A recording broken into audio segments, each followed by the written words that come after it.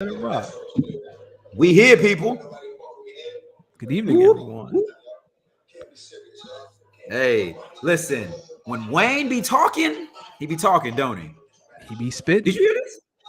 I did. I listened to it the other day. Okay. But before we start, ladies and gentlemen, welcome Whoa. to episode 91 of Speak On It. I'm your host, Hold Eddie on, hold on, Olson. my brother. Let him Hold get on, it. my Let him bad. get a few off. Let y'all go ahead.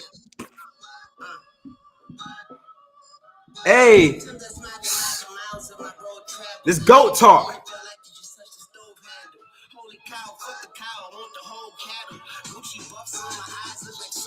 Mm.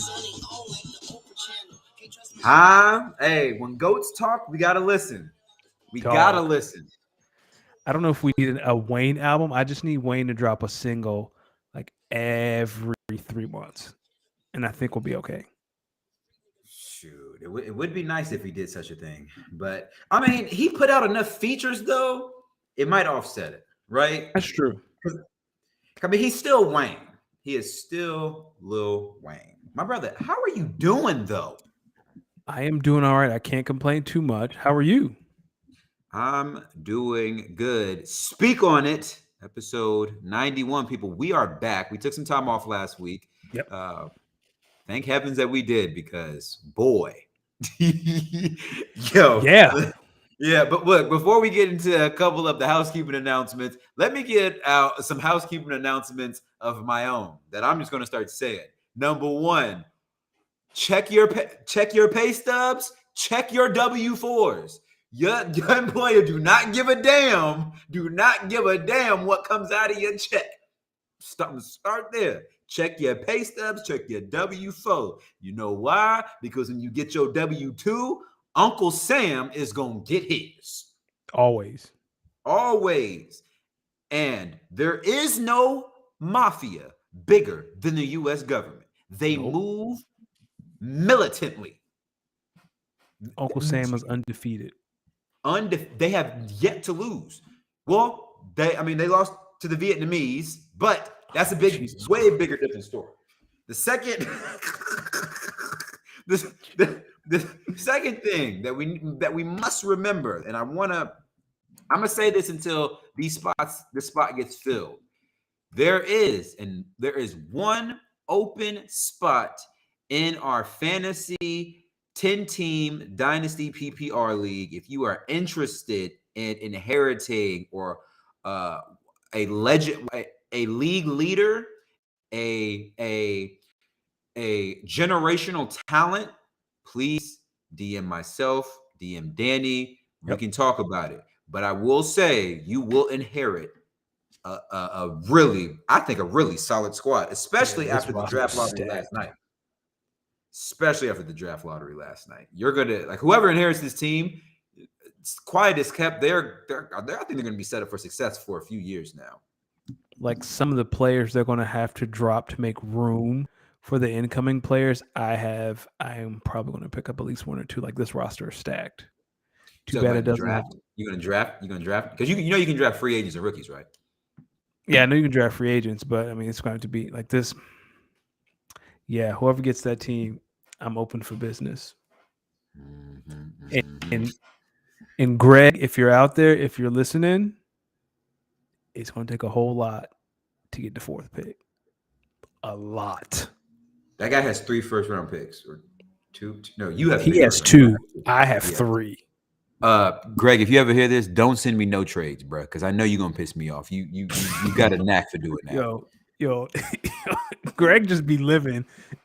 He talking so much shit to that man. Dog, fam. He asked me what the asking price for JT was. I told him, I literally said 101 is probably Bijan, so you're not moving him. I think his second one is he has a second first. He has 7. He has 7 because I have 4, 7. And he's talking to me about flipping. Yeah, he has 7, and that's what it was. 7. So I said, yo, I'll take 107, and I'll take 107 and Damian Pierce. You can have JT. Then he tried to sell me on Tyler Algier. I stopped. I literally stopped the conversation there. Because what the fuck, Greg? If you're listening If you want 104, it's going to cost you at least 107, Garrett Wilson, and a second round pick next year. And that's the start of this conversation. I'm willing to throw in a few other players, but any deal, Garrett Wilson is going to be in that deal. What about my first round pick? Give me back my first round pick. We can talk. See, the thing is, I don't want, and we'll get to some housekeeping items, and we'll get to some the rundown in a second. I don't want to make a move until I know the draft, like until I know where people are drafted, and I want that orphan team to find a home before I do anything. That orphan team gonna get some offers from me. That orphan, like, I don't care how this sounds. I'm coming for that orphan team. Pause. Can I buy that orphan team? Like I joked about it last night, but can I buy it? Can I Dan Snyder this thing? Give me back your championship money, and I'll switch out the teams. Talk. I'm not paying $700 for a team. That's ridiculous. All right. That's ridiculous. Now I will say though, as I look at my team, I'm like, with this, I have to remember that this team won games last year. Like I won the division. So like, I have to think that my team is still very, very competitive. I just gotta. I think there's just some fine-tuned things, and that's why I'm trying to get back into the first round, because I think the player that I want to take, I don't know if everyone's going to be as high as him that I think will be, but I don't know if he'll be there by my first pick in the second round. So let's, again, I don't want, like, Gator J has made me Gator J off me Joey Bosa for a second round pick. My brother in Christ. Or was it a third round pick? I think it was Joey Bosa for a third round pick. Like, I'm not trading for a defensive player. He you know what? It's quiet as kept. Those defensive players give you those. I'm not saying it's Joey Bosa, but some of those defensive players just give you like mad random points that end up helping you out like you don't realize. So I'll give free game, because this is what happened to me last year. Start two safeties. Like, start a safety that roams the field and then start a safety that plays close to the box. That's what I did. Like, I started two safeties. Well, I mean, I started two middle linebackers. I honestly, I think I had the two best IDP players like in the league: Roquan Smith and Aluake from Jacksonville, the top two of the top tacklers from last year. Easy. Yo, that was like a free 10 to 15 points a week, easily. So that's like between the two, that's almost 30 points. Yeah. Heaven forbid if they get like a fumble recovery, a sack, anything, price was going up. So. Let's do a few housekeeping. You and I can talk at the end of the show. I have an idea, but it's gonna cost you to jump back in the first round. I'll give you a player in your second round pick back, by the way. Okay, we can talk. As always, this show is brought to you by GoingFor2.com. No, we'll talk later. Okay. As always, this show is brought to you by GoingFor2.com. Head over to GoingFor2.com for all your daily fantasy needs. Basketball seasons, we're here for the playoff push. Baseball's getting started. Again, head over to GoingFor2.com for all your fantasy needs. Tonight we're going to be talking a lot of basketball. Football is over. We're going to talk a lot of NBA. We're going to talk about the race in the Western Conference. We're going to talk about the NBA MVP. We're going to talk about some football stuff. We're going to talk about the combine, what the Bears should be doing with the number one pick. Rodgers, Carr, or Russell Wilson asking Pete Carroll to get fired. You want to talk about some cinema stuff? This is a lot of stuff. And then we have a question. The people have finally took us up on our offer and sent us questions. So we'll be answering a question tonight. Before we do all that, let's jump into this NBA playoff race. The All-Star game was a couple weeks ago. I'm going to be honest, the whole weekend was a whole lot of mid. I did not enjoy watching a lot of that stuff. It was just really boring to me, especially after Giannis and LeBron got hurt. Anyway, home stretch NBA games, playoffs right around the corner. East looks like it's a 3-team race between the Bucks, the Celtics, and the Sixers. The first question, and we'll break this down piece by piece. Who do you think will get the 1 seed out of those 3 teams? And which team is the odd team out in the Eastern Conference Finals?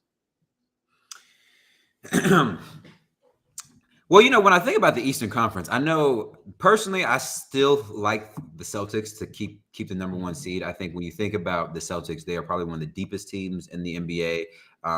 Obviously, they're led by Jason Tatum and Jaylen Brown, who are as formidable as a duo as you can really imagine. And then you start thinking about like the pieces they have around them. You have Malcolm Brogdon, you got Derek White, you got Grant Williams has been playing bad. You got Robert Williams who's back is not playing bad. I think this Celtics team is definitely built to definitely make another deep playoffs run.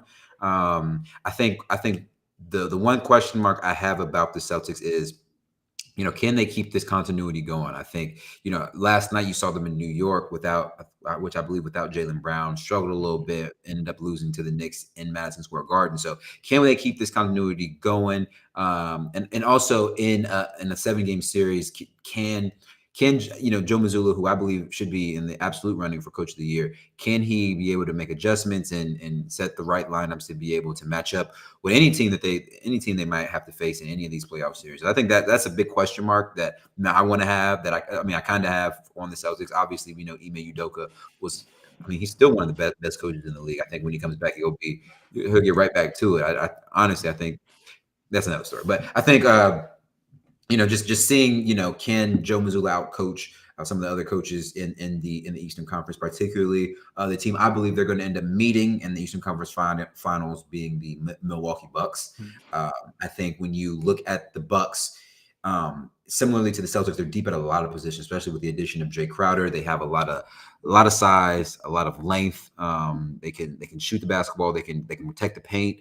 And then they have guys who can do a lot of everything at different positions, whether it's Brook Lopez, who can obviously protect the rim and also shoot the three while being able to be a paint presence. They have Jay Crowder now who can do some things. Obviously, when you have Drew Holiday, who's one of the better two-way players in the league, you have Chris Middleton, who always seems to be there in those clutch moments, making clutch shots. The Bucks are a really, really good team. Yeah. And similarly to the Celtics, they are deep at a lot of positions. I think, to answer your second question, my team being left out of this mix in terms of the Eastern Conference Finals is the Philadelphia 76ers.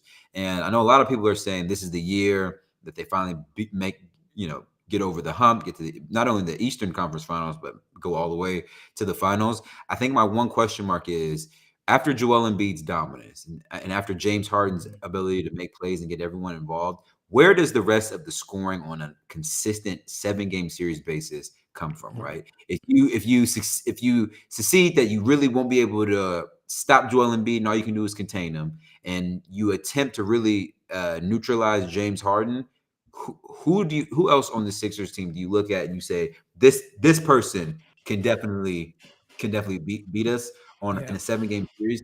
And I just don't know who that person is. I mean, some days it's Tyrese Maxey, right? Some days it's Tobias Harris. Some days it's DeAndre Melton. I'm still trying to figure that out. I think, if we get to the playoffs and we see kind of that third player start to rise for the Celtics, not the Sixers, then I think maybe they give who I believe will be the second seed in the Milwaukee Bucks to run for their money, right? I think the Bucks and the Sixers, that series in that second final, that semifinal matchup is going to be really, really, really, really competitive, really, really good. I think, obviously, I think I'd give it to the Bucks in probably about 6 games, but that's more so because I see the Bucks being able to really kind of find ways to neutralize James Harden, find ways to limit not Giannis, Joel Embiid, and just daring someone else to beat him. Yeah, I'm with you 100%, and it makes me sad because I love Joel Embiid and I love the Sixers, but yeah, Celtics and the Bucks are the top 2 teams in the East, and whoever gets the 1 seed will go to the NBA Finals because that 2 seed is going to have to play the Sixers, and that's going to be a dog fight no matter whether it's the Celtics, whether it's the Bucks, whoever gets that 2 seed is going to have to see the Sixers in the second round, and boy, oh boy, you're going to be in some trouble, and I think it's going to be hard for any team to beat the other team twice. Like, it's going to be hard for the Celtics to beat the Sixers and then go beat the Bucks. It's going to be hard for the Bucks to beat the Sixers and then go to the Celtics. It's going to be hard for the Sixers to beat the Bucks and then beat the Celtics. So, right, whoever gets the 1 seed in the East is going to have to play Cleveland in the second round, probably. Cleveland is a good team, but again, if we're talking about the Bucks or the Celtics, I think they can handle them in 6. So I'm with you 100%. I think whoever gets the 1 seed is going to the finals, but so I like where you're going with this 1 seed, right? Obviously, I think we're in conjunction here that the 1 seed is pivotal. So I guess my question is, when you look outside the top three of the Celtics and the Mhm. Bucks and the Sixers, what other team in the East can really realistically win a playoff series against potentially one? Like, who could give one of these other three teams like a real run for their money? You mentioned Cleveland. There's Yep. Miami in the mix. I don't know. I don't know if Toronto's in there, but you got the Hawks in there. You got the Knicks in there. You got I think I said the Heat already. I mean, Yep. like even now, like I can't even really start thinking about other teams that really have a, you know, I it's think I hard. think I think it's the Cavs and the Cavs only, where you got Evan Mobley, you got Donovan Mitchell. Like Donovan, like I remember in the bubble, he and Jamal Murray just like exchanging 50-pointers. Like that's the only team I can see giving a top 3 seed a run for their money. And Cleveland is a piece away themselves from being one of those topper. Like for the East to be, it's just 4 teams. So like it's only Cleveland. And I think Cleveland's going to get the 1 seed in the second round. I don't think Cleveland is there yet to take on the Bucks or the Celtics. So I'm gonna name some teams and just tell me where you think. So we Okay. have the Knicks. No, No. they can't beat anybody. I think the Knicks can win in the first round, depending on who they get, right? Who's fifth right now? The Knicks are fifth. The Mm-hmm. Cavs are fourth. Uh, I'm gonna say this: the Brooklyn Nets. Y'all are spiraling out of control. I don't see the Brooklyn Nets. I think the Brooklyn Nets are going to be a play-in tournament Yeah. team, um, and so that's why I think I look at teams like the Heat, who are currently seventh, 2 games behind the Nets. The Hawks, who are a game and a half or 3.5 games behind the Nets at the 6th seed. The Raptors, who are 5 games behind, and then the Wizards, who are 6 games behind. Okay. So And it's really going to start coming down to the Nets. I think a lot of the Eastern Conference teams are looking at the Nets like this team is food, and they're going to fall. yes. And when we're talking, so the playoffs start today. Bucks, Hawks. That's Bucks in 4. Celtics, Heat. Celtics in 5. Sixers and Nets. Sixers in 4. Cavs, Knicks. I think Knicks in 5. Right, like they're like There's definitely. Funny as kept, the Celtics having the Heat first round wouldn't be the cakewalk everyone thinks. It would be It 5 won't very be, close games. but it'd be 5 very close games. But like I think Jimmy Butler can no longer. I don't know. There was a really short window when you had a chance to win a championship if Jimmy Butler's your main guy, and that window closed when the bubble popped and LeBron won that ring in Disney. That was it. That and when Jimmy left Philly, because remember when Jimmy was Yeah, on the Sixers, I mean that was a really good team that went to the Eastern Conference Finals, by the way, lost to Kawhi in yeah, Game 7. yeah, like that. So So let's go to the West. So the West is a lot more competitive. The third, and only 3 games separate 3 and 13. So out of these teams, what 4 teams do you think will make the play-in tournament? And do you think the play-in tournament team can win in the first round this year? Because since the tournament's been implemented, no one who's been in the play-in has won in the first round. okay. So for context speaking, the 4 teams currently playing tournament would be the Golden State Warriors, the Utah Jazz, the Minnesota Timberwolves, and New Orleans Pelicans. Yep. And then right outside, literally like a game behind, well, half a game behind, you have the Blazers and you have the Lakers, right? Yep. I think that's where it kind of ends. I'll throw the Thunder in there, maybe the Thunder. So Blazers, Lakers, Thunder on the outside looking in, but right now it would be the Warriors, the Jazz, the Timberwolves, and the Pelicans. Of these 4, I mean, I think you got to lean on the defending champs, right? To see they could possibly win a first round matchup if they were to make it into the playoffs. I would say Yep. if they get the Grizzlies in the first round, right? If they get the Grizzlies in the first round, honestly, I think a lot of people really might pick the Warriors. Yes. I think a lot of people would pick the Warriors in maybe like 6 or 7 games, just knowing they have championship pedigree experience, and they with Curry healthy, they give the Grizzlies a lot of fits on their ability to stretch the floor. So Yep. I would say I would start there by saying the defending champions. But I also think if you're the defending champions, you're half a game behind the Mavericks for getting the 6th seed. So there's a Yep. chance that the Mavericks might end up falling into the play-in tournament because they Yep. have a lack of playing defense. I think when you start looking at the Jazz, the Timberwolves, and the Pelicans, they don't scare a soul. Like nobody is really afraid of them. Zion don't want to play clearly. Minnesota, they're just way too up and down, even though they have a real big star in in Anthony Edwards, but they have a lot of injuries right now. I still don't understand what the hell's going on with Karl Anthony Towns, but I digress. And then you have the Utah Jazz, right? I think the Utah Jazz, they're like a team you're thinking not there yet. They have Lauri Markkanen, but just not. They're not there yet. They're competitive in every game. I just don't think they're there yet, right? I'm thinking when you start thinking about some of these teams on the outside looking in, i.e., the Portland Trailblazers and potentially the Los Angeles Lakers, I think those are two teams that a lot of teams look at like, hey, we might want to keep them out of the playoffs because if one of these two teams get in, I'm personally thinking the Lakers, maybe more so than the Blazers. But obviously, you got to respect Dame Lillard and his ability to light up anyone. I think the Blazers and the Lakers scare a lot more people than the Timberwolves, than the Pelicans and the Jazz. So very curious to see how that'll play out. So I would say I see the four teams that end up landing in the play-in tournament are going to be the Golden State Warriors, Portland Trailblazers, Los Angeles Lakers, and the New Orleans Pelicans. I'll give the Pelicans their ability to maybe finish up strong if Zion ever decides he wants to come back and play. I don't know, man. This whole hamstring thing is it's funny to me. I'm not going to say, look, how is he? Never mind. We'll talk about that later.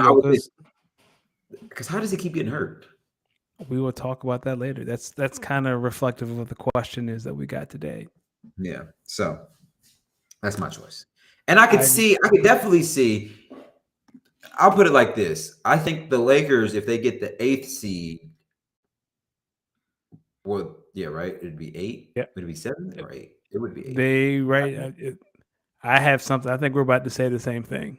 I think if the Lakers get the 8th seed, Denver fans, y'all are going to be really, really mad when y'all end up winning all them damn games to lose to LeBron James and Anthony Davis. That's what I was about to say. If the Lakers get the 8th seed, and they're going to be honest with you, it would be. How do I say this? It would definitely change the perspective on these 3 MVPs. Because I believe Jokic is going to win the MVP this year. Yep. Unfortunately. Sorry, Joel. Sorry, Giannis. Sorry, Tatum. But I think Jokic is going to win the MVP this year. So if you are the Nuggets and you end up matching up with the Lakers at the 8th seed and you end up losing in like 6 games, like what the fuck did you win these games for? I agree everything you said about the teams in the play-in. But yes, if the Los Angeles Lakers play the Nuggets in the first round, Anthony Davis is going to eat that man's lunch. Like he has his entire career, the same way Joel Embiid eats his lunch, the same way elite big man. I think Evan Mobley ate his lunch the other night in Cleveland. I am with you, and we're going to keep that going. I agree with everything you said about the play-in. I think the Mavericks are going to slip into the play-in, but I think they'll end up getting the 7th seed. Like that's too much firepower. I won't talk about the Mavs tonight. Like we're not talking about the Mavs tonight. They gotta play some more defense, dog. They gotta put your hand up. Just contest a shot. We're not asking you to lock nobody up, dog. We just ask you, don't let Anthony Davis score 30 points. Why is Luka guarding Anthony Davis? Like, did you watch that game Sunday? Doris Burke, watched the entire game and almost turned it off because I was like, how does this keep happening every time we play the Mavs? They just start shooting the fucking lights out. And then Jared Vanderbilt happened, and then literally it was like a flick of a switch. Whole game turned around. When Anthony Davis hit that fadeaway to ice it, Doris Burke was like, "Oh, Luka's on him. That's an easy decision." Like, like Doris was like, "Yo, Luka is on him. Oh, that's easy." Oh man, Doris, that's where y'all boys thinking out there. Yeah, there were a couple inbound plays, and Doris was like, "Wait, is that Luka on AD? LeBron, just throw it to him. What are you doing?" But yeah, I'm with you. I want to talk about this MVP because you talked about Jokic is probably going his 3rd. So the race is Jokic seems like the clear-cut winner, but the race it's tighter than I think we realize. If he does win it, Joker would win 3 in a row, which is a very, very high praise. Like the only person who has won 3 in a row. The last person did it was Larry, and then the first person before that was Wilt, right? I think it's only Wilt and Larry Bird. So let's see. He's averaging a triple-double. And he's on the verge of averaging. Like his stats are good, right? And we seen Does the he last get person his who averaged a third? double won the MVP, and they had a worse record and a worse seeding than Right. Jokic did. That's what leads me to believe he's going to win it this year. So, do you want to talk a little bit more on that? I have a lot to say about this, but I want to let Yeah, you go. I think when you look at his body of work and how he impacts his team on a night to night basis, it makes sense why he is the MVP. I'm not going to be like some of you dorks out here and bring up the VORP and the DART and the pass rash combination plus minus. Save that for the bitches that do not care about basketball that you're trying to impress with your faux basketball knowledge. Save that for them. For people who watch the game of basketball and clearly see what's going on, you clearly see this guy on a night-to-night regular season basis. He is the best player. Like he's the best player on most nights. He's the best player on the court. He Yep. like the team doesn't move without him. You clearly see when he's off the court versus on the court the big difference in how this team plays. So I get why he wins the MVP, and he has my vote for winning the MVP. I think where I want to see Jokic's evolution is in the playoffs. You hear it time and time again from basketball heads who watch the game of basketball. All teams do in the postseason is they put this man in a pick and roll situation Yep. and they fucking cook him like a split pig, bro. Like it's same thing. That's why Golden State was feasting on him. It's Dog, Golden State ran him off the floor last year. Like he was on the bench in crunch time, and I feel like we just gloss over that. The Warriors ran him off the floor. yeah. And you got to imagine if Steph comes back healthy. I mean, when Steph comes back healthy, which he's very close to, with Steph and Clay and Draymond's ability to find everyone, get everyone involved. You got Jordan Poole now. I mean, you got Jordan Poole too. They're going to get Gary Payton Jr.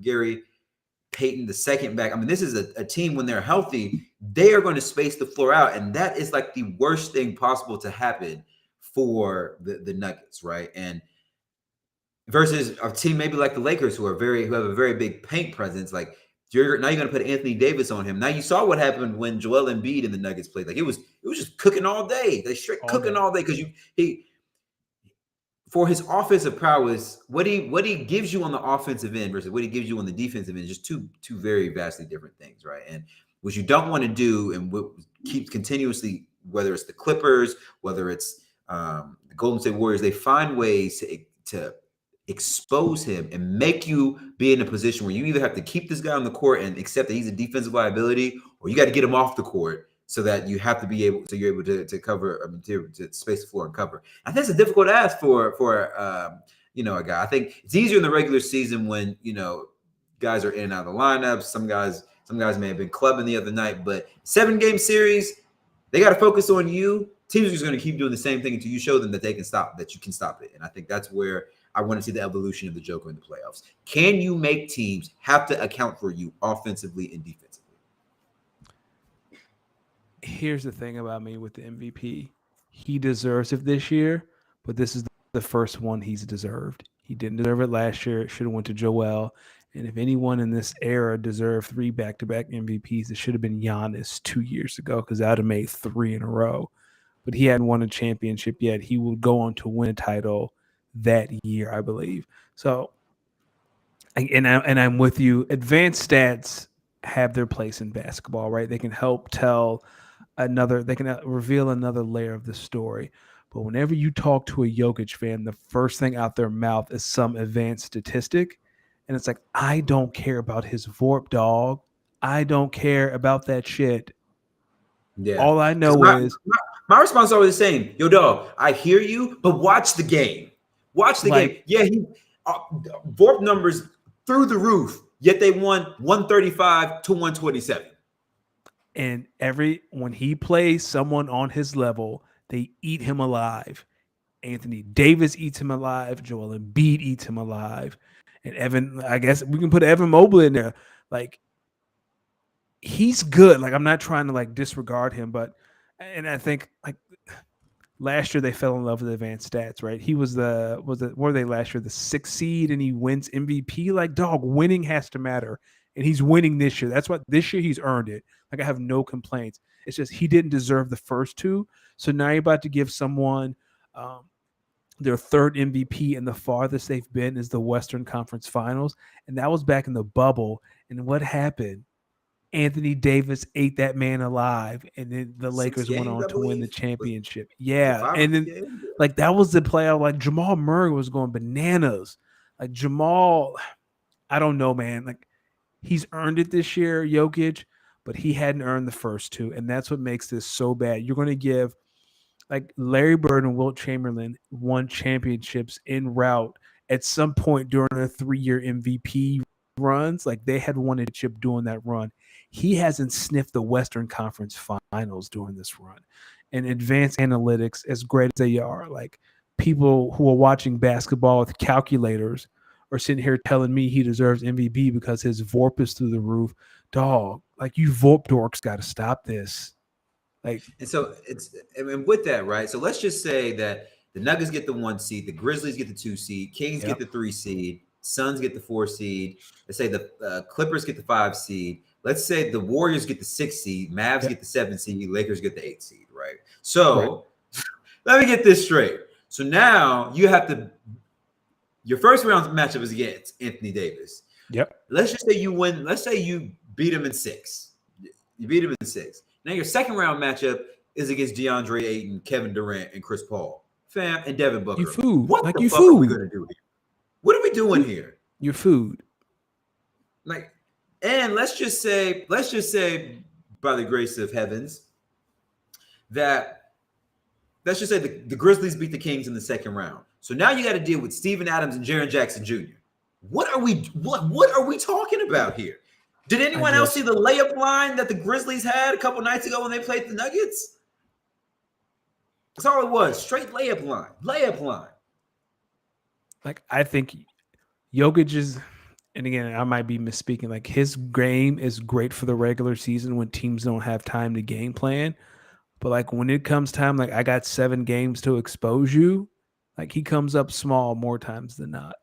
Like all like, and again, like what is his MVP moment? Like every like, and I know the MVP isn't a postseason award, right? It's regular season, and that's why he keeps winning it. But like so, at some point, like I need to see something. Like what is his performance and over the past couple of years where you're like, oh man, like there's I'll take it a step further because I know we were talking about the All-Star game a couple years ago. NBA, I'm gonna look you in the eyes when I say this. If you're gonna make my man, because what you're saying here is when you give someone 3 MVPs in a row, they're not only the face of the league, they are undisputedly the best player in the league, bar none. So don't give no, respectfully speaking, don't tell me my brother is the best player in the league, but when it comes down to actual other players, having to pick other players for an All-Star game, my man is second to last because he forced himself on the team LeBron. Like what the? Because who was the first person LeBron chose with his pick? Joel. The players know. Like I think that like the players know. The players know. I think the players know that he's a great player. I think so. I think the players know that he's a great player. So I want to know why the players view or why the players view Joel Embiid and Jokic so differently. And when you look at the stats, when you look at the games, Joel Embiid affects both ends of the court consistently. He's dominant. Did anyone else watch the Sixers and Celtics last Saturday? Joel Embiid was a presence on both ends of the floor, and I think we're both saying the same thing here. We got to feel that second presence from Jokic on the defensive end of the floor, and we got to start seeing this regular season game begin to really transition to the postseason. Like I don't want to see Jokic. I guess what I'm saying is I think Jokic is too good to continue to get swept or gentlemen swept or losing in 6 games. Now I know a lot of Nuggets fans are out here saying this will be the first time that the Nuggets are going to the postseason fully healthy with Jamal and Jokic. Good. Like that's what I want. I want you guys to be fully healthy so that this year you guys have the best chance to go into the postseason and make a deep run. And when I say a deep run, like we're talking to the finals. So that way everyone can at least say this guy, he's taking his team to a finals. Even if he loses, you can't say that his game's not translating to success. Yeah, because I mean, I'm gonna be honest with you. Like if the Nuggets run into the Bucks in the finals, old buddy, pack it up. Oh no, that's gonna be nasty. That's a whole another story because I think listen, I think if the Bucks were to win the West, they would be praying that they get the Celtics in the finals. Like they have to pray that they get the Celtics because that'd be their best chance. Yeah, because if you get the Bucks or the Sixers, it is going to be a long day for my man. Because especially if they get the Bucks, yo, because like if Drew Holiday could put Devin Booker in the camel clutch, what you think he's gonna do to Jamal Murray? And then you got Boss Man 99 guarding Michael Porter. So then you're gonna ask Jokic to figure out a way to deal with Giannis and Brook Lopez. Dog. Good luck. And shout out MPJ too. I'm not gonna forget about MPJ because he's a really talented player. Don't even worry about Boss Man 99 got that. Aaron Gordon. So don't worry. Boss Man got that locked up. Yeah, we're gonna see. First off, also shout out Gator J. I see you in the chat. Shout out everyone else in the chat. If you're here, you're live with us. Holla at us, yo. This is some really, really good basketball talk. So I guess since we both kind of see that Jokic will likely win the MVP, who do you think will be the runner-up? I think it will be. I actually think it would be Jason Tatum this year. Yes, and then Joel I think it's Tatum. Yep, I'm with you. Jason Tatum's playing lights out. It's gonna be Tatum. Yeah, which, man, I guess to your point earlier about Joel not having one, it's like Joel, he's got to put one on his resume at some point because. He should have had it last year. Yeah, it's because it's good. Now I'm going to look because now I feel like we're going to as we get in the latter parts of Joel Embiid's career. I don't want the fact that he didn't win MVP to be held against him. It's like, hey, yo, dog, like he easily could have won 2. Yeah, maybe it's like Nash's second MVP, right? That's Kobe's MVP. Now, luckily, I think Kobe went on to an MVP at another time, and hopefully Joel does. But yeah, like. It's the same thing. Like Nash won that second MVP. It's like, wait a second, what are we doing here? This is what we're doing with Jokic. Oh, what are we doing here? And it's sad because he's earned it this year. Like I have no qualms this year. The past 2 years, he has not earned it, and now he's going to be put in the same breath as Larry Bird and Wilt Chamberlain. Bananas. Yo, you talking about Nash's second MVP reminds me of the story I heard about Kyrie seeing Steve Nash's second MVP trophy and saying, "Oh, so this is the MVP that you stole from Kobe Bryant." No, when I read that on Twitter, I said, "This is a lie. I don't believe this." But if it so happens, let's just say that it's true. On a scale from 1 to I'm about to whoop your ass, how disrespectful was that? Dog, I would take that trophy and knock that man upside his head. Blunt force trauma. Like, imagine Kyrie Irving basically telling you, yo, dog, this is the MVP you stole from Kobe. Like, that's Bean's MVP. God rest his soul. Dog. His soul. Dog. There'd be some furniture moving. But yeah. Oh, no, they got furniture moving. Now I'm just straight up asking. I'm telling him to put your gloves on. We're gonna have to box a little bit. You know what I would do? I would lock the door and pull out the COVID vaccine. You'd be like, "What's good, bro?" I'd pull out the vaccine. What's good, bro? What were you saying? Nash could rebuttal and just be like, "Oh, just like that ring you got from just like hello, you got 2016, you stole that one from the Warriors." You'd be like, but Kyrie hit the shot though. He could also say, "Yo, they were up 3-1. They had plenty of chances to win that one." Yeah, I wouldn't. Nah, he couldn't bring that on me. They were up 3-1. Yeah. Let's shift gears to talk about some combine and some Bears talk. So we're deep in the combine. It got started today. There've been a lot of press conferences today. And the Bears on the clock. Bears been on the clock since the Chiefs won 2 weeks ago. But a lot of us believe that they're going to trade the number 1 overall pick. D, you're the GM of the Chicago Bears. You're sitting in your chair right now. You have the number 1 overall pick. People are hitting you up. Yo, this is what I'll give you. This is what I'll give you. What would you do with this pick? Would you trade it or would you use it? Like, what would your priorities be this year with the number 1 overall pick? I look at the Chicago Bears and I say, okay, I haven't been paying too much attention to Chicago Bears fans because I see a lot of you guys have the discourse of to keep or to trade Justin Fields. I think to anyone out here who says trade Justin Fields, please sit in a cardboard box and shut the fuck up. You don't know football. You are not a GM. You know what the fuck you're talking about. I'm just start by saying that. I think if I'm the Chicago Bears, I have to look at my roster, right? I say you have your franchise quarterback. Yes. You've seen based off of Jalen Hurts, based off of Josh Allen, based off of even Patrick Mahomes. At some point, you've seen a lot of these young quarterbacks have tremendous success when you bring in a true number one wide receiver that they have to respect and try to double, which opens up a lot of the rest of your offense. So I think if you're the Chicago Bears, you put the word out to the teams, hey, to anyone who has an older, maybe aging wide receiver that's still in his prime, or maybe on the expiring end of their contract, you're looking to move up in the draft. Very similar to what the Eagles did last year with A.J. Brown. 101 is right here and available. You come get it, and it's going to cost you. Yep. That's what I would do if I was the Bears. I would say, I think they're outside of that. I mean, because I look at this draft and I say, okay, I think if they want to start like drafting players, I think it probably will start on the defensive end. And I think outside of Will Anderson, unless you're very, very sure that you want to take Will Anderson at number one overall, you can definitely trade back, especially if they're in the top 10 already. You can definitely trade back, maybe to 4, maybe to 5, maybe to 6, depending on who it is, and see if maybe Will Anderson to be there. If not, there are plenty. I think there's plenty of good defensive players that can really help boost your team. But I think if you're the Bears, I mean, I'm not gonna say you don't need the number one overall pick. I think you can use that for a lot of advantage to be able to flip some things in the long run. I hate the discourse around trading Justin Fields because a lot of people, that's how I know a lot of y'all don't know football and you don't know what you're fucking watching out there. Justin Fields is not the problem. If you've watched him in college and if you watched the Bears play, he has the ability to make plays. He needs playmakers.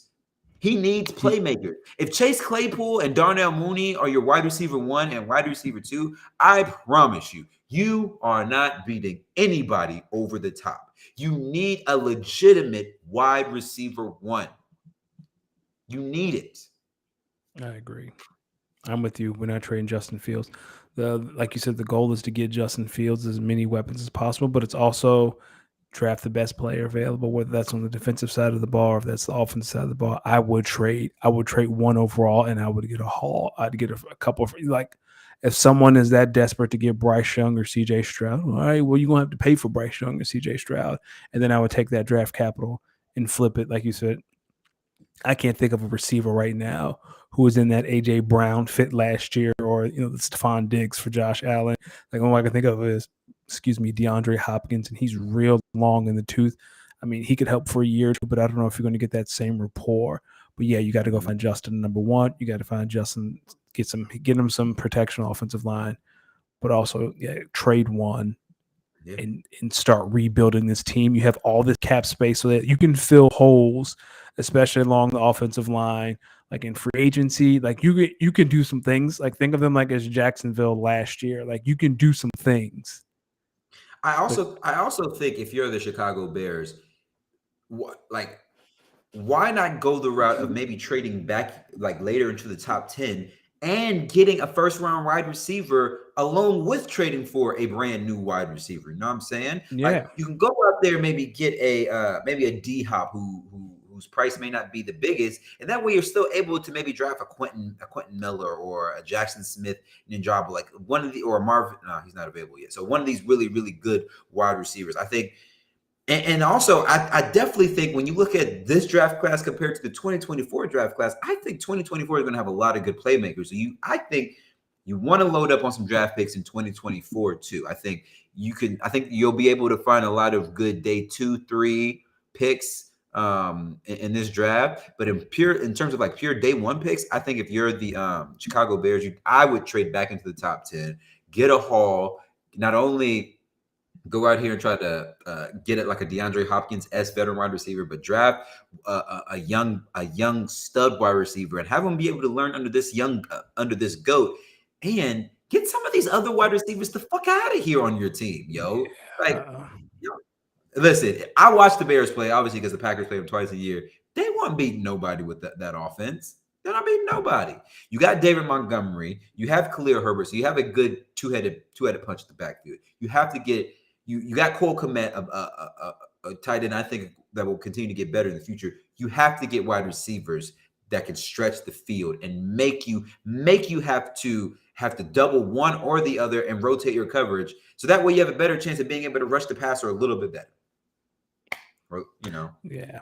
Or, I'm just trying to look up some names. Yeah, like I call San Francisco and say, what do I have to do to get Brandon Ayuk? I'd call Cincinnati and say, hey, what I got to give you to get T. Higgins, right? Like that'd be call number one. What you want for T. Higgins? Well, Cincinnati's GM says if you're looking Cincinnati's GM says if you're looking for a wide receiver one, look at a different team because T. Oh Higgins yeah, Cincinnati. Like you have T. Higgins for I think T. Higgins was the first round pick, right? So yeah, you got T for like another 2 years. I wouldn't do anything with T. Higgins until next offseason at the very earliest. But still, it's still worth hey, I trade back, hey man, I got the 5th overall pick. I don't think T. Higgins is worth that much, but hey, I can give you a first next year. Or you can flip that and see if you can pry T. Higgins away from. So you don't think there's a world where Cincinnati can pay both T. Higgins and Jamar Chase? No, you can't. And Joe Burrow about to get paid this year. But they likely letting go of Joe Mixon. Okay, Joe Burrow, and we'll talk about this as we get closer to free agency. The first team that signs their quarterback to a long-term deal is going to be the team that wins free agency. And I hope it's Howie Roseman because it's only going to get more expensive. Like if Jalen signs first, Joe's going to say, I want more than that. If Joe signed, then Herbert's going to say, I want the same as Joe, if not more. And then like it's going to be a real. And Patrick Mahomes is going. Well, he in a league of his own. Can't nobody I want what Patrick got because Patrick got 2 of them things and been to 3 and got an MVP. So I don't know. But yeah, whatever team signs their quarterback to a long-term extension first will win free agency. And I'm looking at you, Baltimore. Stop playing with that, man. I'm gonna keep saying it, man. Stop playing with Baltimore. Everyone in the league knows your offense is predicated around Lamar Jackson. You let this guy walk, the hell you are going to enter just will not be fair. You're going to be very upset with yourselves. When all you got to do is just pay the man what you want. Figure out the cap space is not real. Figure it out. That's what I would tell him. So let me ask you a question about the Lamar thing, right? In the battle of the guaranteed dollars, who wins short and long term between those two? Short and long term, I'm saying the same guy's going to win. Lamar Jackson is going to win this because you look around these leagues, there are a couple of y'all's franchises that are in fucking hell right now. I'm looking at you, Las Vegas. I'm looking at you, New York Jets. Hell, I'm looking at you, San Francisco 49ers. I'm looking at a few of y'all, and I'm like, one of y'all is going to end up just saying, we want to win. Let's just pay him. Atlanta, you have entered the chat. They got Desmond Ridder though, who didn't play bad. He didn't play. He didn't play about Desmond Ridder when I can get Lamar Jackson. B. I'm saying you're going to give up. See, this is why I don't think the Atlanta thing is going to work out because I think Atlanta can still continue to build around Desmond Ridder, who wasn't playing. Like you haven't really seen him you don't really know what you're about to trade away because you haven't really seen enough. I don't think they've seen enough tape on him to say let's just trade him away. Like I think there's a world where they really maybe use this next year to really evaluate Desmond Ridder and then try to make a decision, right? Maybe you trade him next year where you might be bad enough to get a Caleb Williams, but I personally don't see the Falcons being realistic for Lamar. I really think it comes down to maybe a San Francisco, it comes down to a Vegas, it comes down to a New York Jets, and I mean, maybe because the Falcons are in the NFC, maybe I see that. But I could see Kyle Shanahan saying, yo, I'm tired of getting embarrassed every time I'm in the playoffs. Let me just go get a quarterback that can carry it all. Well, here's the thing, Kyle. You're going to continue to get embarrassed in the playoffs because you're not a good coach in the playoffs. Well, you don't have to, my brother. You don't have to convince me. I know. Oh man, I don't know how. I don't know how my team has lost to that guy a few times, but. So you just talked about Vegas. You just talked about Aaron Rodgers. So Rodgers and Carr right now, NFL world is waiting for them, right? Everything's on hold until those two things are decided. What do you think happens with those guys?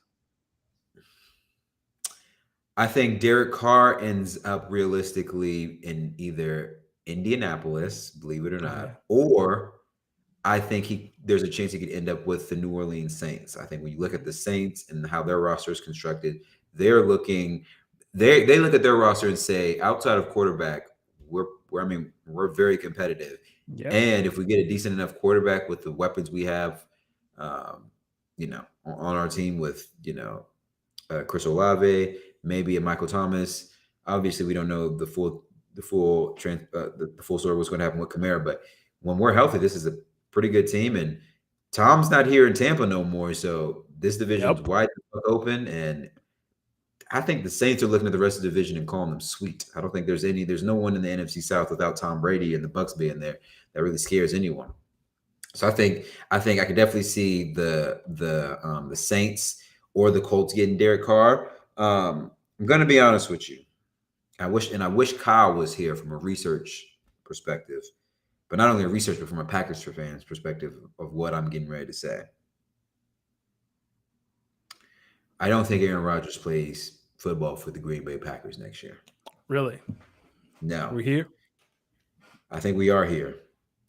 I think if you've been reading in between the lines of some of Brian Gutenhouse's, our GM's comments recently, he's been talking a lot about how there will be some contract restructuring by certain players. I know he's mentioned David Bakhtiari. We all heard about Aaron Jones, his contract restructure.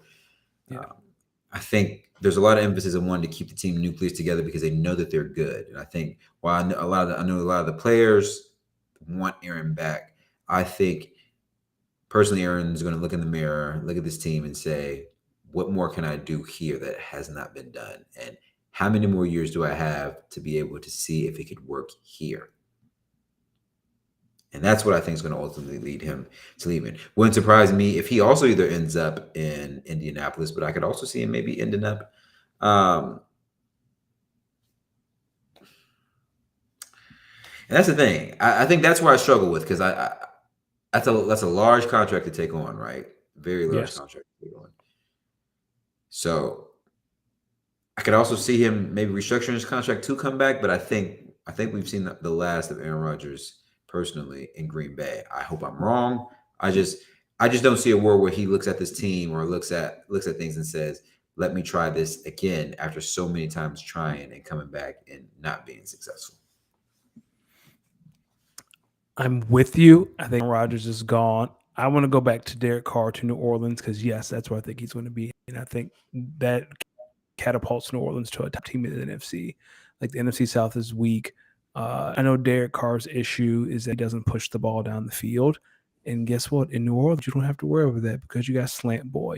So you don't have to worry about any of that stuff. And I'm kidding. Do him like that. He's not. Michael Thomas is not Slant Boy. Michael Thomas's route tree, all levels are elite. I don't know why I got the Slant Boy one. But I think if Kamara's not in jail and if he's playing, like, that New Orleans team can be real scary next year in regards to, like, you have the Eagles, you have the Cowboys, the Niners, the Rams, and the Saints. Like, that, those would be the teams fighting for it all. So I like that idea a lot. What do you say to the people out here who say Michael Thomas isn't a slant boy? His quarterback couldn't push the ball downfield, and the route tree that he could only run, the route tree that he was predicated to mostly run into the play calling because of the inability of the quarterback to push it down the field, ended up being a lot of underneath catches. What do you say to those people? Do you say they're right? Do you just making excuses? What do you say? I say we're not gonna find out because Derek Carr doesn't push the ball down the field either. So it's gonna be the same thing. Yeah. Well, they were winning when they had the dink and dunk. So yeah, come back. Like, I think Plus, they don't need to. Plus, I don't think they need Michael Thomas to stretch the field. If you watch Chris Olave, he can easily stretch the field. He's a great young wide receiver. I think he's going to be a great wide receiver in this league for a few years. And that defense is nice. Like, I think the Saints could be a problem. Real quick, according to The Athletic, Russell Wilson asked for the Seahawks to fire both Pete Carroll and their GM before he was traded to Denver. LOL. Hey. Sometimes don't believe the victim. They was wrong. And this is one of them.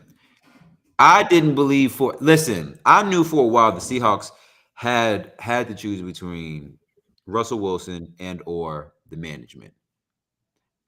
9 times out of 10, I usually side with the player. I Yes. watch enough Seahawks games to know I'm siding with the organization on this one. Siding with the Same. organization. Same thing's always been happening with Russ. He's an MVP for like the first 5 to 6 weeks of the season, and then all of a sudden something happens. And the next thing you know, that team's just slowly falling apart, and all people do is make excuses for the team instead of acknowledging for what it is.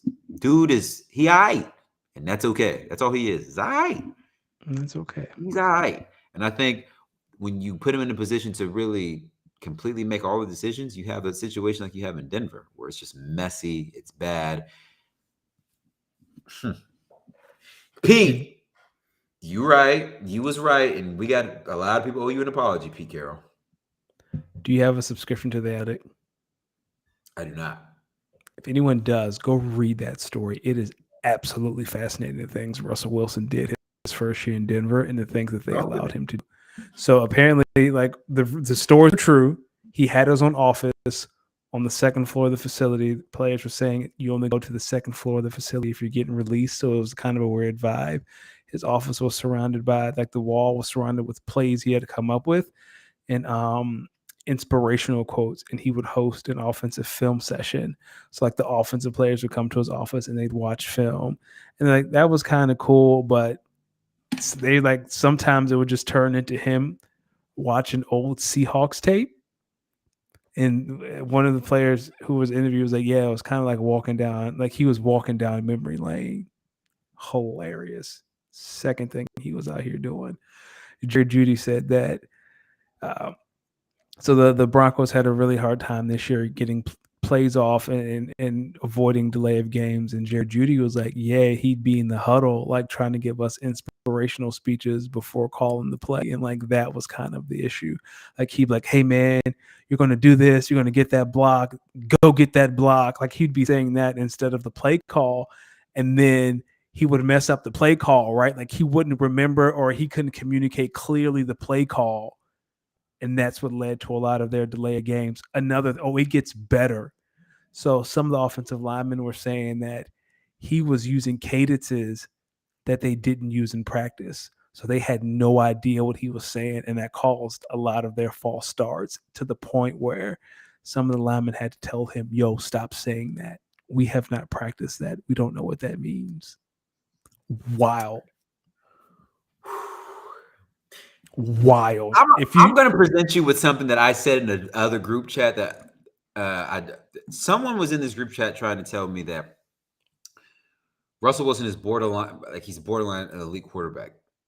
And I said, was he elite, or was the team that he was on elite enough for him to cover up some of his blemishes because other teams just couldn't score and all you had to do was score enough points? They said, well, I don't know. So then my follow-up question to him was, years down the road, when we look at terrible offseason trades, where are we going to rank this Russell Wilson signing? And where do we put it in comparison to these other two deals that I'm about to mention? Okay. Albert Haynesworth to Washington, Kenny Golladay to the Giants. Oof, that's tough. It'd have to be this one because they paid him a lot of money. Russ got things, right? Like Russ got a lot, he has to be there for like the next 3 years. It's not like you can get rid of him. That dead cap is something massive. Oof. So I'm gonna say this for John Elway's sake. I really hope this. I really hope they at least one of these years just make it to the playoffs. Because that's the bar. That's all you got to do, right? Because this is Patrick Mahomes' league. Like, there's no shame in making it to the playoffs and losing to Patrick Mahomes. Like, I don't think anyone would fault Denver for that. But another season like last year, and somebody gotta go. Makes you wonder if really. How do I say this? How much of that bullshit was on Nathaniel Hackett last year? We'll see. Sean Payton said, "Oh no, we're not doing that this year. We'll see." So, I think Sean Payton is a fraud. We about to find out. Well, I guess also, I mean, let me take that back. I don't think he's a fraud. I don't think he's all that everyone hypes him up to be. We'll find out. Like he is Kyle Shanahan to me with a Super Bowl ring. Russ, if you get benched in Sean Payton's offense, I just want you to know. Like you supposed to be Drew Brees 2.0. Well, you got Drew Brees coach.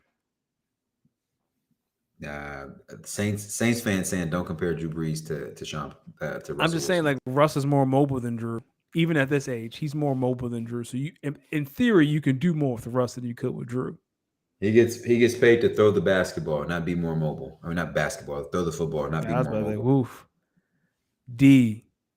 This week, we start a new segment. Speak to the cinema. You had a lot of stuff you wanted to cover this week, so I'm gonna pass the mic. Talk to us about the Speak on the Cinema. Speak to the cinema. People, I know we've been starting this new Speak to the Cinema segment where Danny and I come in and speak on some things that we've been watching as of late. We've been off for a couple of weeks, so there's a couple of shows I want to big up that I think more people should be watching out here. Okay. I'm gonna start with Drive to Survive. I don't know how many people out here are big into Formula One. I think obviously Drive to Survive on Netflix really highlights, it's a documentary style show that kind of highlights the inner workings of Formula One. I love it. They just dropped season 5 last week in honor of testing, which was last week, which is our testing week, out in Bahrain, I believe. First Grand Prix is this weekend.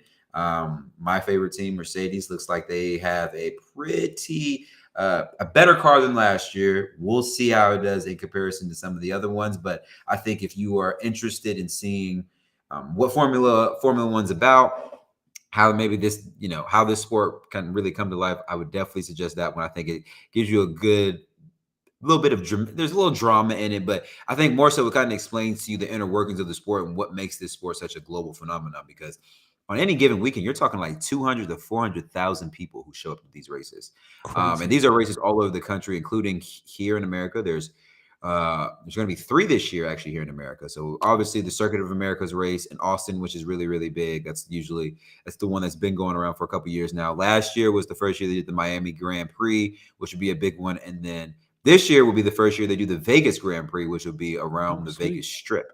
So that'll be a really, really cool one. So looking forward to it. So definitely check that out if you guys haven't. They just dropped season 5. So 10 episodes a season. I think I really, really recommend it. Other things that I was watching, Danny, we talked about this earlier. NBA All-Star Weekend.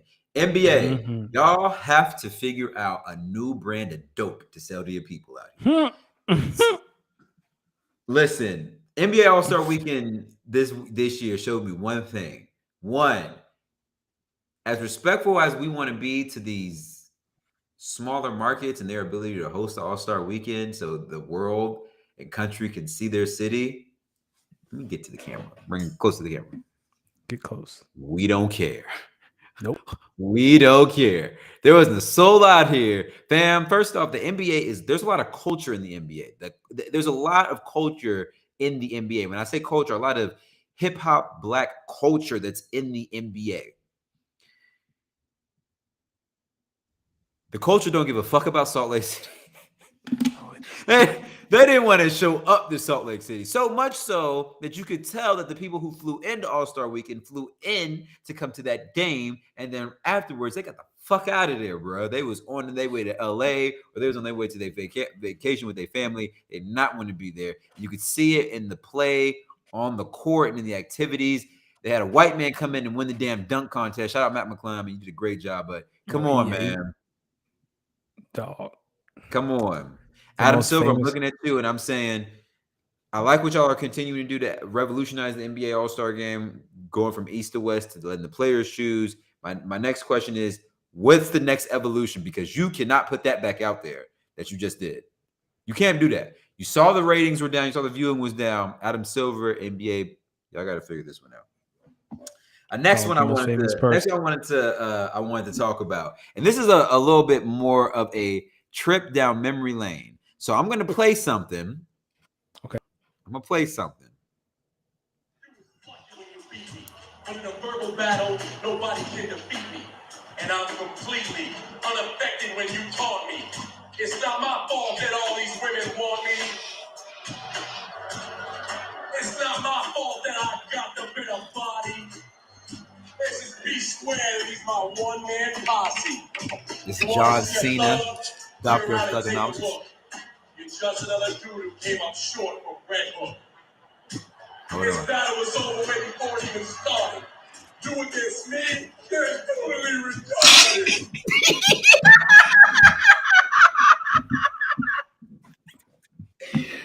Dr. Nah, of man. Thugonomics, John Cena, was a different breed of funny as hell, people. I've been rewatching Raw and SmackDown house shows from in the late 2002, early 2003. That's when John Cena was really starting to get his run.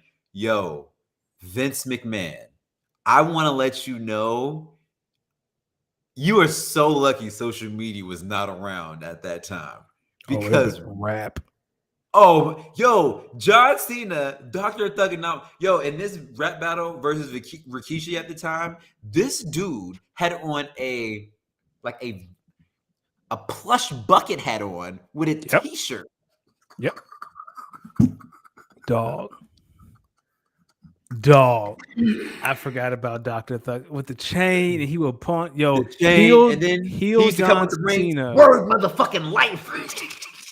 Like, heel John Cena was peak John Cena. The throwbacks, the freestyles, the Dr. Thug. Yo, remember when Kurt Angle tried to mock him? And it best segment on TV. Oh man, look. John Cena. I just want when I think about the evolution of John Cena as a WWE superstar throughout the years, I always wish we got a little bit longer run of Dr. of Thugonomics, but I get it. You couldn't let that fly for forever. He probably didn't want to keep doing that for forever. But what a hilarious ass time. I just definitely encourage, if you are a true WWE fan, just go into YouTube and look up Dr. Thugonomics John Cena. You will probably laugh for a little bit. And going off of that, another show that I've been watching on Peacock, and shout out to my baby for letting me use her Peacock login. Another show I've been watching on Peacock is the Young Rock Show. I'm going to be honest. I was so absolutely certain this was going to be some of the corniest shit I have ever seen in my life. I have been completely blown away by how much I genuinely like this show. What is it? I think Young Rock. Oh, Young Rock. Okay. Yeah. You know, I thought it was going to be like a true autobiography, but I actually love the way they do the storyline. I don't know. Have you seen it? I got to ask that. No, I don't have Peacock, but I know you just watch it because of Becky Lynch. Becky Lynch what? Becky Lynch is on Young Rock. She is?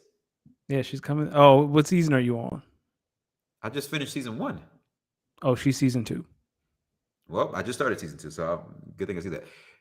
And shout out Becky Lynch. That is some elite milk. All right. Anyway, but I like the storyline because what I thought was an autobiography is really The Rock using some lessons that he's learned over the course of his life and just kind of speaking to it as he's running for president, which I thought was pretty funny because I think what happened was he really kind of leaned into that Dwayne Johnson running for president and kind of used that as a basis for the show. I think it was pretty smart. I like how they go between like a young Rock when he's a little kid to like when he was like a high schooler starting to figure out, you know, that he was really, really good at football, had potential there, and obviously him at Miami. And then I like all the characters all the historical characters they bring in. Like I didn't know that he was coached by Coach O at the University of Miami. Like that character, yeah, I think that character is pretty funny.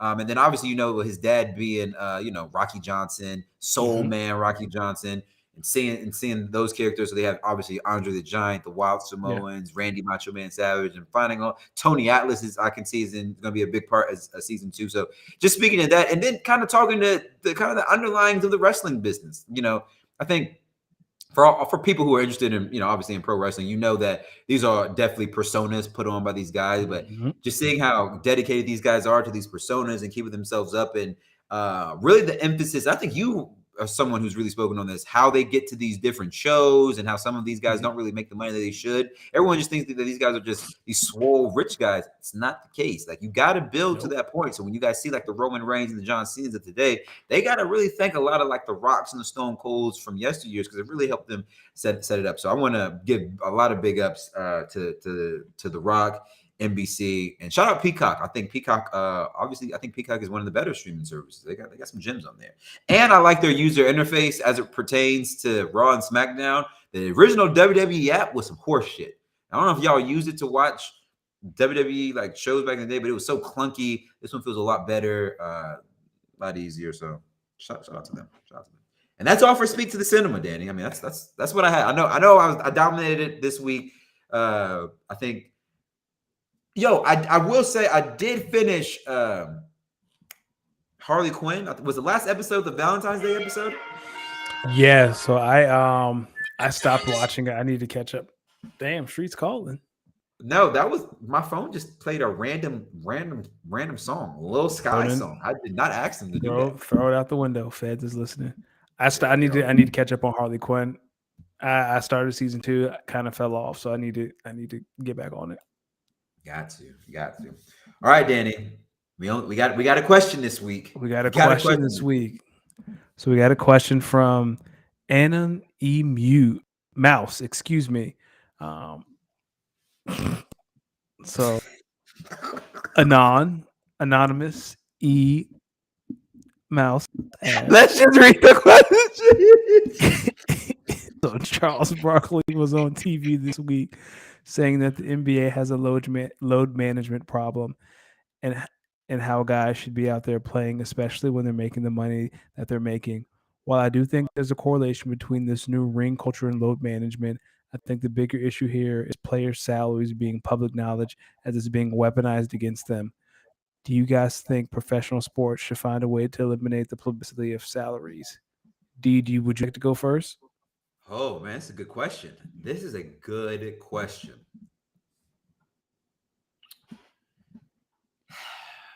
Man, I'm on the fence.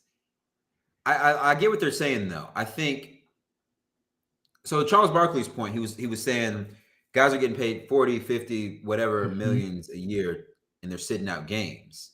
And that's disrespectful to the game, and that's disrespectful to the fans. And I completely understand where he's coming from, because it makes a lot of sense. But do you see where he started that sentence at? Guys are making XXX dollars a year. So I'll say this: I do think I get it that player salary is like a bit big from is a big talking point from a media standpoint, right?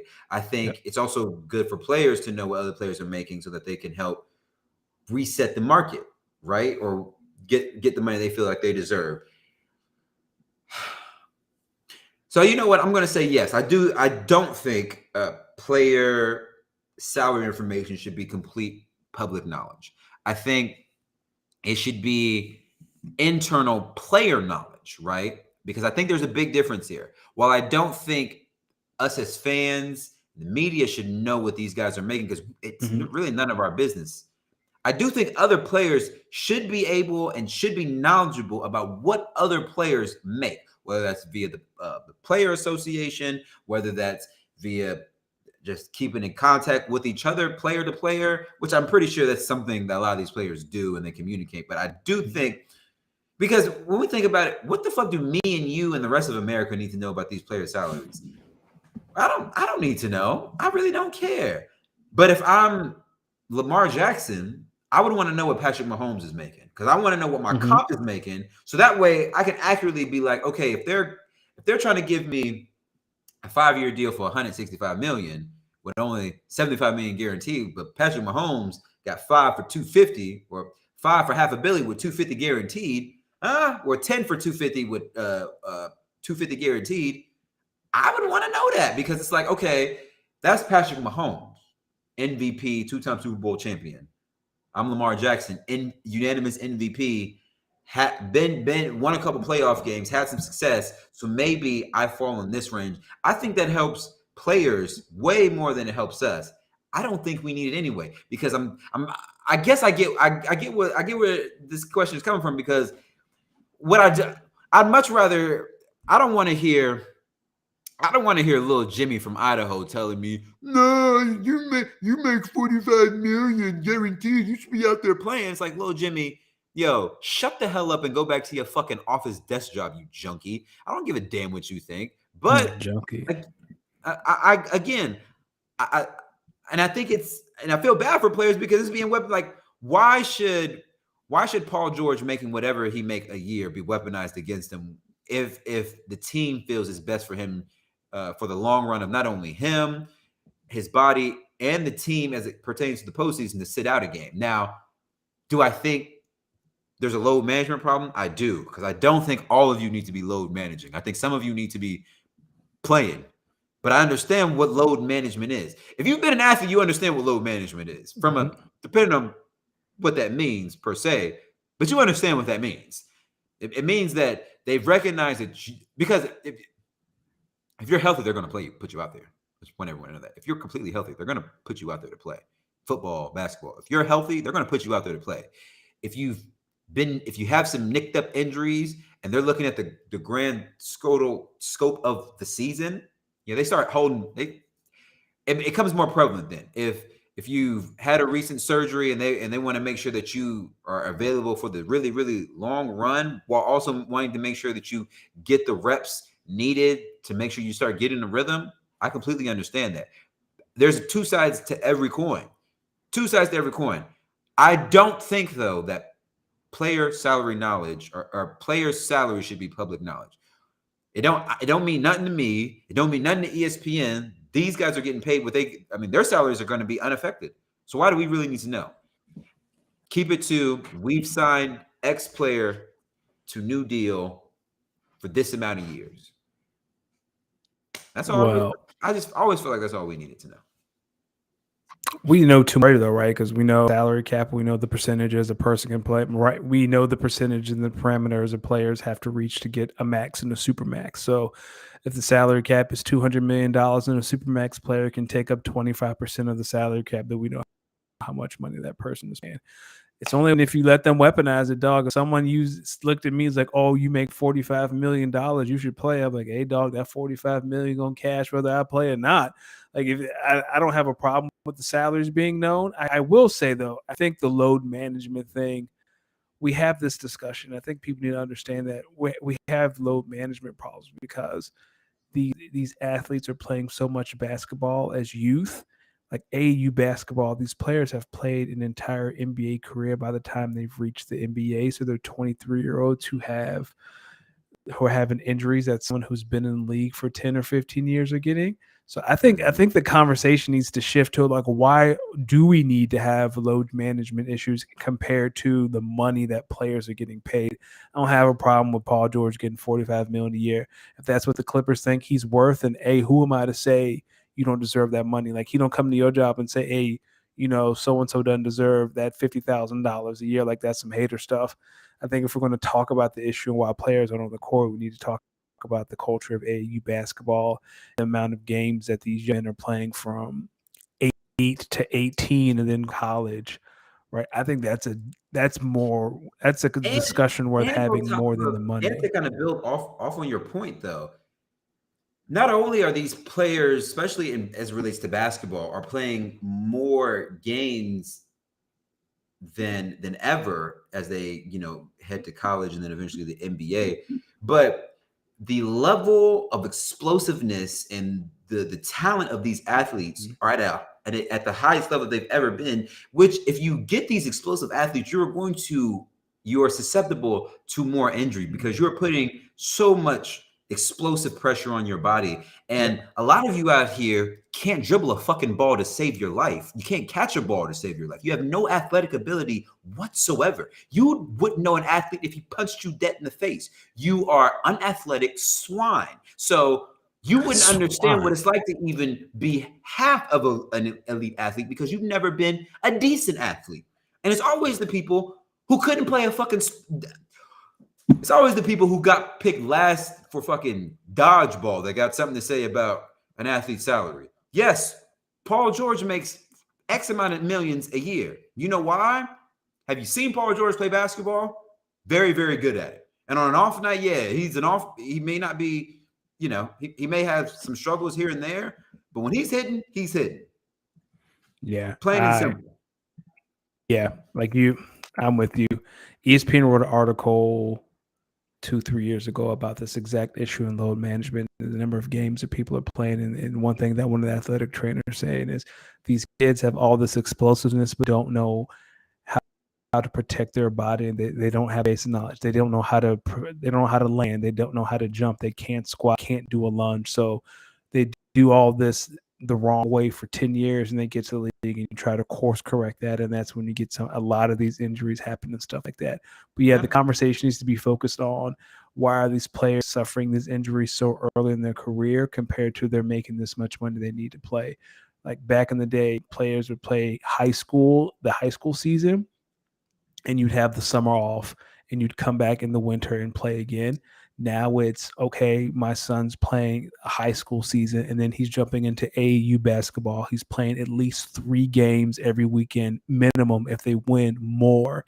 And then they're all jumping into a Honda Accord and driving home, right? They don't have access to the nutritionist. They don't have access to the training staff that NBA players have.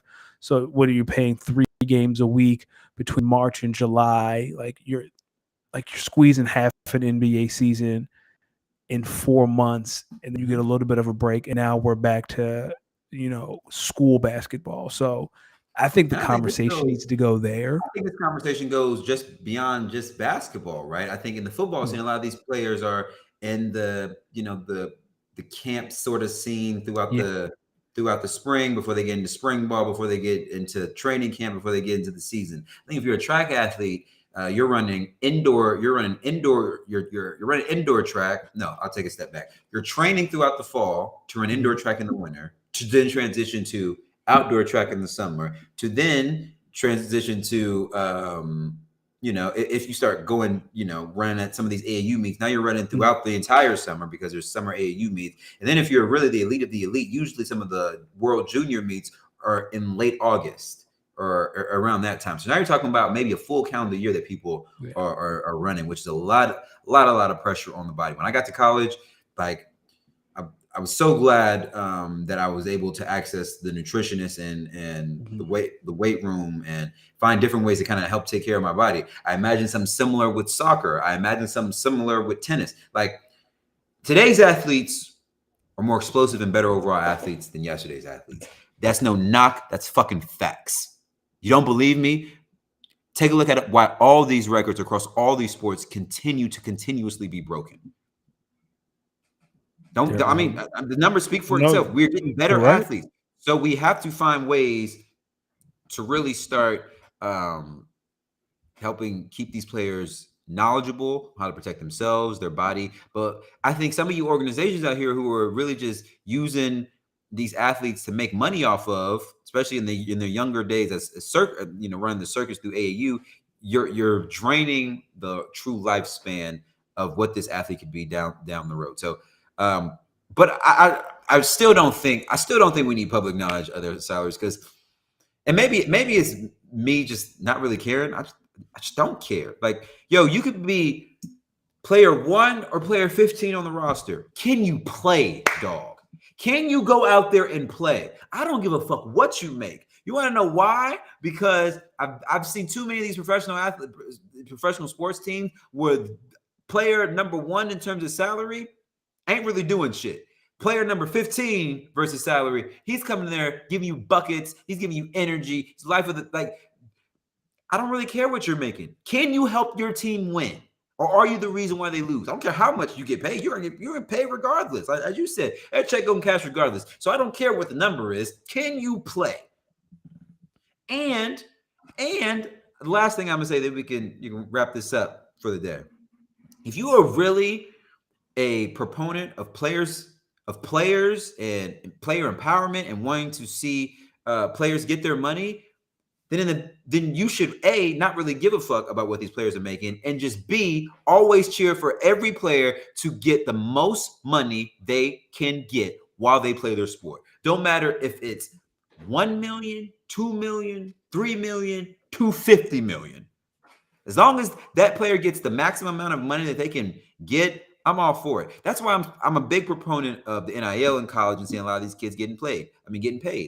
I wish I was in college during that time. I'm not.